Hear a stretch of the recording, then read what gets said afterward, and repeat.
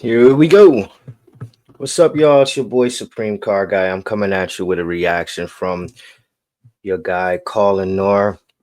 On this one is about him driving a Dodge Viper Hennessy, more likely owning a Dodge Viper Hennessy because this dude's paper is up. So we about to check this one out. And before I begin, I would like everybody to subscribe to the channel, like the video, keep this thing up in the algorithm. So let's get to it. This car is the rolling definition of intimidation, especially for a Zenio Let me who turn it hasn't up. driven manual transmission since that one time I sat in the parking lot of an Aston Martin dealership for So it 45 looked like it's minutes not his trying to car. relearn how to Someone put letting a him stick in the use stupid it. Aston Martin I just bought. I didn't get to But read it, that's a so story for another video, a very embarrassing one. In all seriousness, though, this car is a rolling fright it fest. does look good. I Look know at it's that called the thing. Dodge Viper, And I'm not into but when I domestic started driving cars, it, it but felt like I was a that thing looked character like a in the beast. House of Dragon, trying to claim a dragon and hoping it would accept me instead of trying to kill me. Everything about this car is difficult.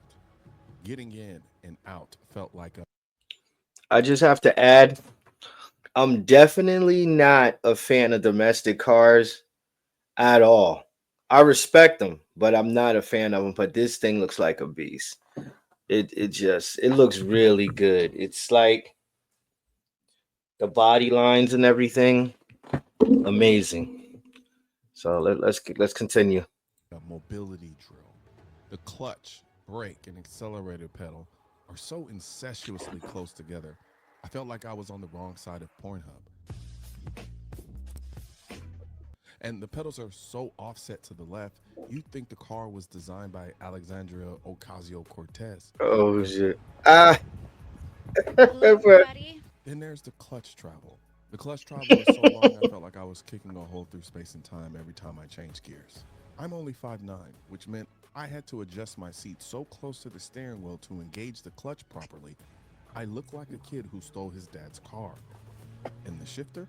the I'd never interior is used a like shifter, that but the interior does look like a fingernails felt cockpit. both super close together and absurdly far apart. First gear feels like it's under the hood. Second feels like it's somewhere by the rear bumper. Shifting feels like dragging the stick through a pile of rocks. Every single If you if you're a Viper guy, can you chime in? Because one thing I did hear is that shifting those Vipers is different. It's not it's not like you getting in an import and you just banging through gears. You really have to be focused, and it's a harder shift. So I mean, I'm not sure. I never driven any of these cars, or pretty much I haven't driven any domestic car, period. So if you're a domestic guy and you have any insight on this, please put it in the comment section and let me know your take on it. Let's keep going. gear change makes you question whether you did it right. There's no shift pattern on the knob, no indication of where anything is. I got it into reverse once. I That thing is still don't know beautiful. how. Haven't found it again since. It's the worst car you could possibly relearn manual in. Probably. Definitely. Absolutely. And then there's how it drives. I'm This thing almost there. meanders on the road like lanes are just a suggestion. I'd give it steering inputs and it would just ignore me. Like, nah, I think I'll drift right towards this 18 wheeler over here instead. And if I dared to correct it, if I tried to assert any kind of dominance, the car would snap. There's no traction control, no stability program, no safety net. It's just raw power and consequences. That's how raw race cars were back then. Even I mean, even though I think the Hennessy is from back in the day, mid to 2000s, early 2000s. I'm not sure. But yeah, that's how race cars, that's how these sports cars were back in the day. You didn't have all those fancy bells and whistles, traction controls and all that thing. You just had to learn how to drive them damn things. If you didn't, you were in trouble. So that's just the way it was. I mean, nowadays the cars pretty much drive them damn selves. So yeah, you had to be a driver, man. Well, you have to, because if you buy it now, you gotta know how to drive. this. Try to oversteer at the wrong moment, and the car will bite hard. That's true. The fact that I was driving it on public roads was insane to me. And it was raining, because of course it was. Mm-hmm. Now, let me be clear. This isn't your average Gen 2 Viper. Nope. This is a 1998 Hennessy Venom 650 Right, car. 1998.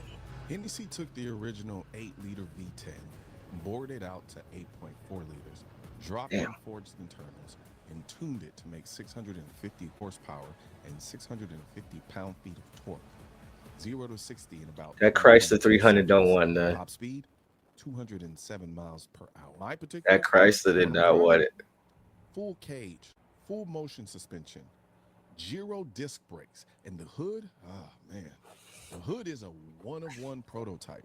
It was originally designed for a 1999 Viper GTS concept that was supposed to debut at the Detroit Auto Show. That's crazy. That car is the 1998. No wonder it don't have all those bells and whistles. 1998. So yeah, back then you did not have all of that stuff to help you control the car. You know what I'm saying? So wow. But look at it for a 19. Look at the way that thing looked for a 1998, and the way it's ahead of it's ahead of its time. It's definitely a beautiful car. Would I buy it even with the cash? No, I wouldn't. But never I would love made to it. drive it though. Dodge auctioned it off, and now it's on this car. Everything about this Viper is extreme. It's violent, it's crude, it's completely unforgiving. But once I got over all the lack of refinement I'm used to in today's Gen Z cars, I became entranced by the way the Viper made me feel. Yeah, it's fast, but I didn't even need to go fast to feel what I was feeling because everything that made it difficult also Right. With a car like that, you already know if you if you get out of pocket on that gas pedal, you're gonna pay for it. You're gonna end up between a wall and a in a hard place, or a pole in a hard place. But he's right about that. You don't gotta drive it fast to know it's fast. Not nothing like that, you know. forced me to live in the moment. Modern cars are basically rolling iPads. You can Look zone at out dude, while man. driving. This car, it demands your full attention. It forces you to remember what gear you're in. It forces you to respect the throttle. It forces you to remember how fragile life actually is. It's like being in a relationship with a toxic girl. You don't know what if she actually likes you. You find yourself walking on eggshells, hoping to not piss her off because she might just Look confirm at that that. she hates your. And I would like to say this to the new modern day car people. Well, the new car people, let's not put modern in there.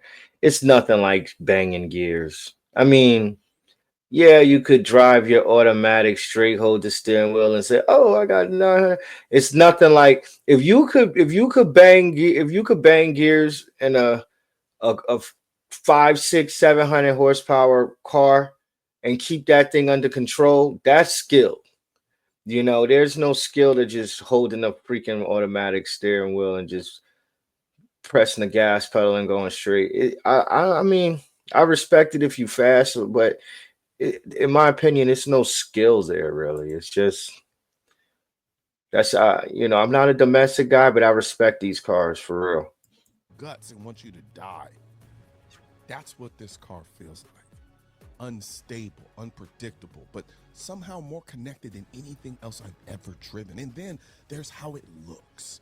Honestly, the real reason I've always wanted a Viper is because it looks phallic. Yeah, I mean, emotionally, it's it looks addictive. emotional.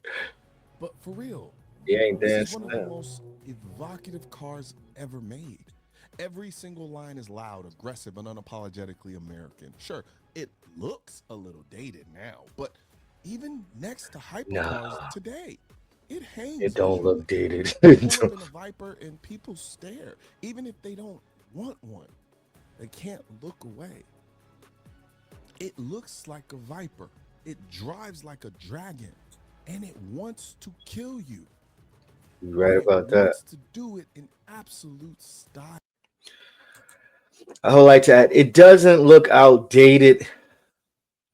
I mean, in my opinion, the Viper, it's always gonna have its place, even in today's modern car culture.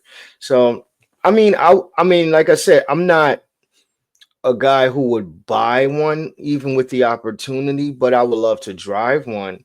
I wouldn't get stupid on it and try to come out of a parking lot with my foot on the gas while I'm going sideways. And no, I'm not that dumb, but I mean, it's always going to have its place in today's car culture, and that's my opinion. Well, it's a fact because dudes bringing them out more now to the track than ever, and and hurting shit with them.